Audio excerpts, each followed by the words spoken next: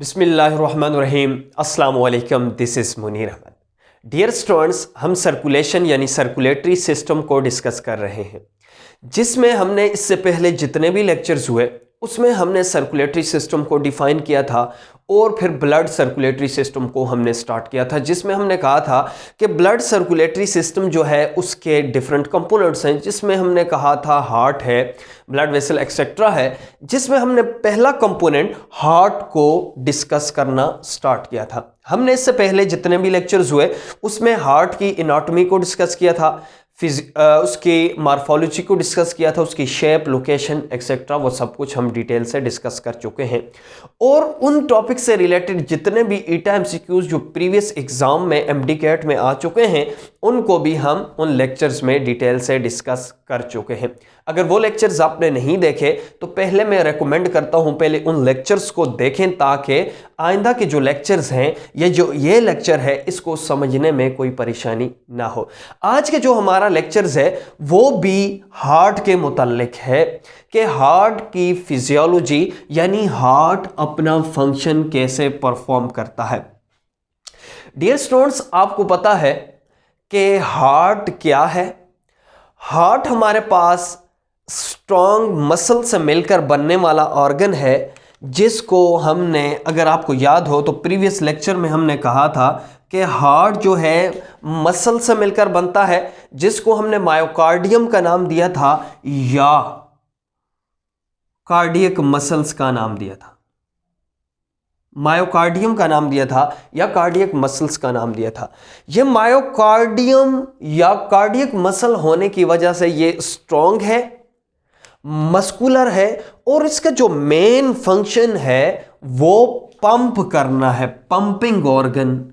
इसी वजह से हार्ट को कार्डिया कहते हैं, क्योंकि कार्डिया ग्रीक में पंपिंग को कहते हैं। तो ये मायोकार्डियम की वजह से या स्ट्रॉन्ग मसल्स होने की वजह से ये कौन सा ऑर्गन है? पंपिंग ऑर्गन है, जो ब्लड को पंप करता है। अब इसके बाद हम इसको प्रॉपर देखते हैं कि कौन कौन से फंक्शन हैं और कैसे पंप करता है, कैसे ब्लड को रिसीव करता है, और इसके अलावा इस हार्ट के क्या क्या फंक्शन है। सबसे पहला फंक्शन है रिसीव डीऑक्सीजनेटेड ब्लड। अब जो हार्ट है बॉडी से डीऑक्सीजनेटेड ब्लड को रिसीव करता है। कौन से ब्लड को? डीऑक्सीजनेटेड ब्लड को। डीऑक्सीजनेटेड ब्लड को रिसीव करेगा जितना भी बॉडी। कैसे रिसीव करेगा? इंफीरियर वीना केवा, जो बॉडी के नीचे वाले पार्ट्स हैं, वहां से डीऑक्सीजनेटेड ब्लड लेके राइट आर्टरियम के पास आएगी, और सुपीरियर वीना केवा जो अपर पार्ट है, वहां से हेड है, नेक रीजन है, वहां से शोल्डर रीजन है, वहां से डीऑक्सीजनेटेड ब्लड लेकर राइट आर्टरियम में आएगा। तो हार्ट का पहला फंक्शन क्या हुआ? जितना भी डीऑक्सीजनेटेड ब्लड है फ्रॉम बॉडी, होल बॉडी से ये रिसीव करता है। रिसीव करने के बाद क्या करता है? रिसीव करने के बाद ये लंग्स की तरफ भेज देता है through pulmonary artery for the oxygenation. So क्या करता है? किसके लिए रिसीव करता है? And pump blood for oxygenation toward lungs, और लंग्स की तरफ ऑक्सीजनेशन के लिए ब्लड को भेजता है। अब इसके अलावा इसका जो दूसरा फंक्शन अगर हम कह सकते हैं कि पंप ऑक्सीजनेटेड ब्लड। जब ये ऑक्सीजनेशन हो जाएगी, ब्लड डीऑक्सीजनेटेड यहां से इस चैम्बर में आता है, और इस चैम्बर आपको ऑलरेडी पता है क्योंकि हम प्रीवियस लेक्चर में डिटेल से डिस्कस कर चुके हैं। इसका नाम जो है वो राइट वेंट्रिकल है। ये जो है राइट आर्टरियम है। ये वाला जो चैम्बर है वो लेफ्ट वेंट्रिकल है, और ये वाला जो है लेफ्ट आर्टरियम है। ब्लड राइट आर्टरियम से राइट वेंट्रिकल में आएगा, और राइट वेंट्रिकल से ऑक्सीजनेशन के लिए लंग्स की तरफ जाएगा। अब लंग से यहां पे ऑक्सीजन मिल जाएगी, ऑक्सीजन मिलने के बाद ब्लड ऑक्सीजनेशन होकर दोबारा से कौन से चैम्बर में आएगा? राइट आर्टरियम में दोबारा से वापस आएगा। राइट आर्टरियम में आने के बाद ये राइट वेंट्रिकल में आएगा। और हार्ट का ये फंक्शन है कि ये जो ऑक्सीजनेटेड ब्लड जो लंग्स से चैम्बर्स में आ चुका है, इसको पंप करना और पंप करके आयोटा में भेज के, और आयोटा क्या करेगा? पूरी बॉडी में भेजेगा। तो इसका दूसरा फंक्शन क्या हुआ? पहला फंक्शन यह है कि इसने डीऑक्सीजनेटेड ब्लड लिया और लेने के बाद लंग्स को भेज दिया ऑक्सीजनेशन के लिए। दूसरा फंक्शन क्या है? यह ऑक्सीजनेटेड ब्लड जो इसके अंदर आ चुका है, इस ऑक्सीजनेटेड ब्लड को पंप करेगा पूरी बॉडी में। यह इसका दूसरा फंक्शन है। सो क्या करेगा? Pump oxygenated blood. Oxygenated blood क्या करेगा? पंप करेगा ऑक्सीजनेटेड ब्लड टू होल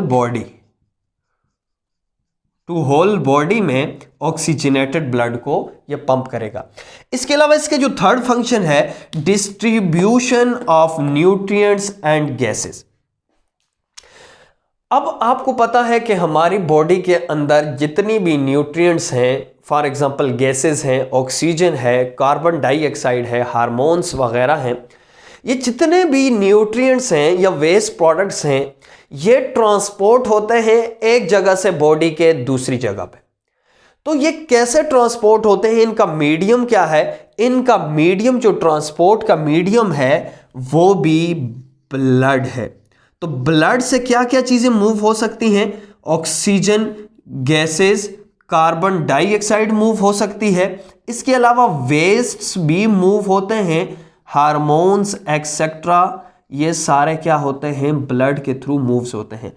तो जब हार्ट पंप करता है ब्लड को, रिसीव करता है और पूरी बॉडी में भेजता है, और फिर बॉडी से रिसीव करके फिर बॉडी में दोबारा भेजता है ऑक्सीजनेशन के बाद, तो उसके साथ साथ इन चीजों की ट्रांसपोर्टेशन यानी distribution of nutrients and gases में भी हार्ट क्या करता है? हेल्प करता है। इंशाल्लाह नेक्स्ट लेक्चर में हम जितने भी वेसल्स हैं, उन वेसल्स जो हार्ट के साथ जुड़ी हुई हैं और हार्ट के फंक्शंस को परफॉर्म कर रही हैं, उनको हम डिटेल से इंशाल्लाह नेक्स्ट लेक्चर में डिस्कस करेंगे। फिजियोलॉजी ऑफ हार्ट को जस्ट समराइज करते हैं कि आज हमने क्या डिस्कस किया। फिजियोलॉजी का जो मतलब है वो है फंक्शनिंग। तो कैसे हार्ट अपना फंक्शन परफॉर्म करता है? ये पूरी बॉडी से रिसीव डीऑक्सीजनेटेड ब्लड, पूरी बॉडी से रिसीव करता है डीऑक्सीजनेटेड ब्लड और उसको लंग्स की तरफ भेज देता है ऑक्सीजनेशन के लिए, एक फंक्शन। दूसरा, जब ऑक्सीजनेटेड ब्लड दोबारा हार्ट में आ जाता है तो ये ऑक्सीजनेटेड ब्लड को पंप करता है पूरी बॉडी में। इसके अलावा क्योंकि ब्लड के अंदर ही डिफरेंट न्यूट्रिएंट्स, गैसेस होगी, जिसमें ऑक्सीजन है, carbon dioxide, waste and hormones, ये ट्रांसपोर्ट होते हैं ब्लड में ही। तो जब ब्लड की पंपिंग होगी, जब ऑक्सीजनेटेड ब्लड पूरी बॉडी में पंप होगा, तो वो क्या करेगा? ब्लड अपने साथ इन चीजों की डिस्ट्रीब्यूशन भी करवाएगा। तो ये इसके मेन फंक्शन है। इंशाल्लाह नेक्स्ट लेक्चर में दोबारा मिलते हैं। अल्लाह हाफिज।